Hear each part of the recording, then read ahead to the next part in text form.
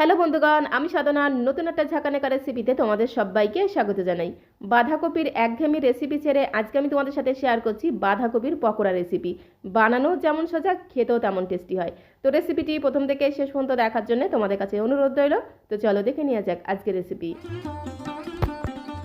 বাঁধাকপির পকোড়া বানানোর জন্য এখানে আমি অর্ধেকটা পরিমাণে বাঁধাকপি কেটে নিয়েছি। তো এখন একটা ছুরির সাহায্যে বাঁধাকপিটাকে একদম ঝিরিঝিরি করে কুচি করে নেব। যতটা সম্ভব একদমই কিন্তু ঝিরিঝিরি করে কুচি করে নিতে হবে। তোমরা চাইলে কিন্তু গ্রেটারে গ্রেট করে নিতে পারো, তাতে কোনো সমস্যা নেই। তো একটা ছুরির সাহায্যে এইভাবে সমস্ত বাঁধাকপিটাকে একদম ঝিরিঝিরি করে কুচি করে নেব।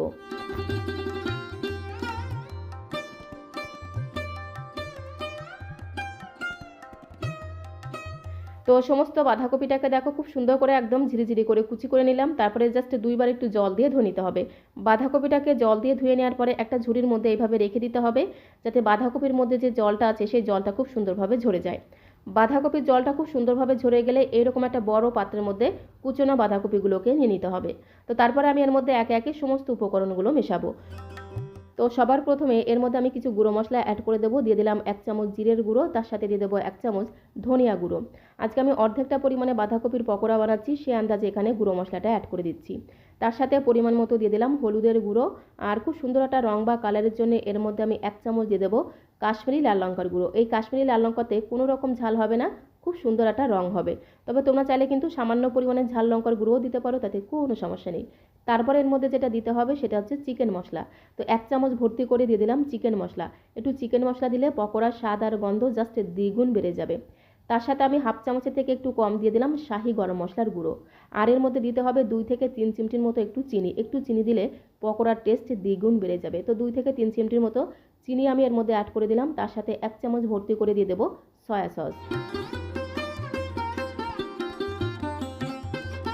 তো 1 চামচ ভর্তি করে সয়া সস দিয়ে দিলাম। তার সাথে দিয়ে দেবো একটু গোলমরিচের গুঁড়ো। একটু গোলমরিচের গুঁড়ো দিলে পকোড়াগুলো খেতে দারুণ লাগবে।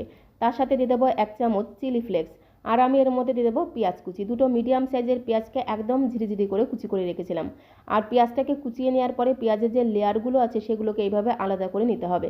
তো দেখো দুটো মিডিয়াম সাইজের পেঁয়াজকে একদম ঝিরিঝিরি করে কুচি করে দিয়ে দিলাম। তো তারপরে আমি এর মধ্যে দিয়ে দেবো রসুন কুচি। এখানে আমি 7 থেকে 8 কোয়া রসুনকে একদম ঝিরিঝিরি করে কুচি করে দিয়ে দিলাম। তোমরা যারা নিরামিষভাবে বানাতে চাও, পেঁয়াজ রসুন দিতে চাও না, তারা পেঁয়াজ রসুন ছাড়াও বানাতে পারো, তাতেও কিন্তু পকোড়াগুলো খেতে দারুণ লাগবে। 2-3টে কাঁচা লঙ্কা কুচি দিয়ে দিলাম। তবে ঝালের পরিমাণটা তোমরা যে যেমন ঝাল খেতে পছন্দ করবে সে অনুসারে এখানে কাঁচা লঙ্কা কুচিটা অ্যাড করে দেবে। তার সাথে 1 ইঞ্চি মতো আদা গ্রেট করে দিয়ে দিলাম। এর সাথে আমি দিয়ে দেবো বেশ কিছুটা ফ্রেশ ধনেপাতা কুচি। তো মোটামুটি 3 থেকে 4 চামচের মতো ফ্রেশ ধনেপাতা কুচি দিয়ে দিলাম। তার সাথে আমি ছোটো বাটির 1 বাটির থেকে একটু কম দিয়ে দিলাম বেসন। আর ওই বাটিরই হাফ বাটি দিয়ে দেবো চালের গুঁড়ো। বেসনের সাথে একটু চালের গুঁড়ো মিশিয়ে পকোড়াগুলো বানালে পকোড়াগুলো একদম মুচমুচে হবে। তবে হাতের কাছে যদি চালের গুঁড়ো না থাকে বা চালের গুঁড়োর পরিবর্তে তোমরা কিন্তু কর্নফ্লাওয়ারও দিতে পারো। বেসনের সাথে একটু কর্নফ্লাওয়ার মিশিয়েও করলে কিন্তু পকোড়াগুলো একদম মুচমুচে তৈরি হবে। সবশেষে আমি এর মধ্যে দিয়ে দিলাম স্বাদ মতো লবণ। লবণ দিয়ে সমস্ত কিছুকে একসাথে খুব সুন্দর করে একদম ঝাঁকানাকা করে মেখে নিতে হবে। আর এইরকম করে একটু শুকনো শুকনো করে মেখে নিতে হবে। এর মধ্যে কিন্তু কোনো রকম জল দেওয়া যাবে না।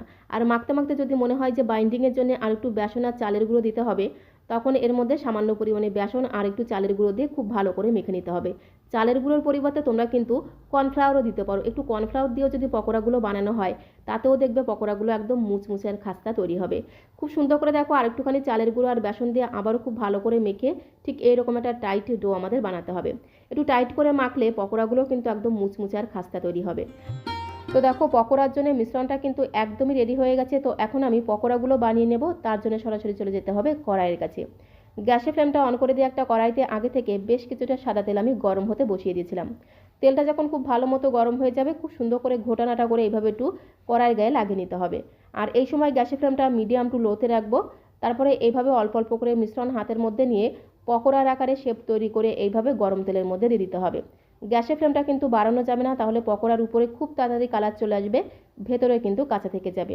তো তার জন্য গ্যাসের ফ্লেমটা মিডিয়াম টু লোতে রেখে একটু ধীরে ধীরে সময় নিয়ে পকোড়াগুলোকে ভেজে নিতে হবে। তো পকোড়াগুলোকে দেখো এইভাবে কড়াইয়ের মধ্যে দিয়ে কড়াইটাকে ধরে একটু ঝাঁকানাকা করে ঘুরিয়ে দিতে হবে।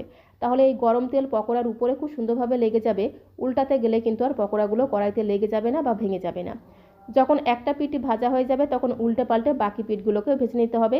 একটু ধীরে ধীরে সময় নিয়ে পকোড়াগুলোকে ভেজে নিতে হবে, তাহলে দেখবে পকোড়াগুলো একদম মুচমুচে আর খাস্তা তৈরি হবে।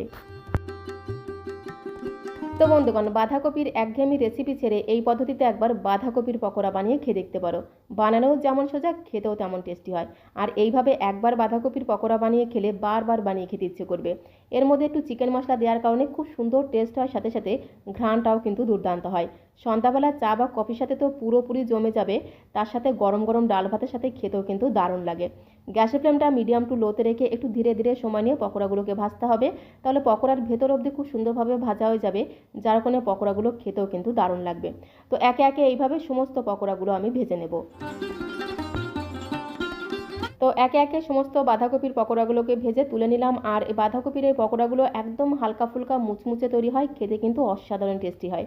তো আজকের এই বাঁধাকপির পকোড়ার রেসিপিটা তোমাদের কাছে কেমন লাগলো অবশ্যই কমেন্ট বক্সে লিখে জানিও। ভালো লাগলে একটা লাইক আর শেয়ার করে দেওয়ার অনুরোধ রইল। নতুন বন্ধু হয়ে থাকলে চ্যানেলটিকে সাবস্ক্রাইব করে দিয়ে পাশে থাকার অনুরোধ রইল। তাহলে যখন এরকম সুন্দর সুন্দর নতুন নতুন রেসিপি আপলোড করব, সঙ্গে সঙ্গে নোটিফিকেশন আগে তোমার কাছে পৌঁছে যাবে। তো আজকের মতো এই পর্যন্ত। সবাইকে অসংখ্য অসংখ্য ধন্যবাদ।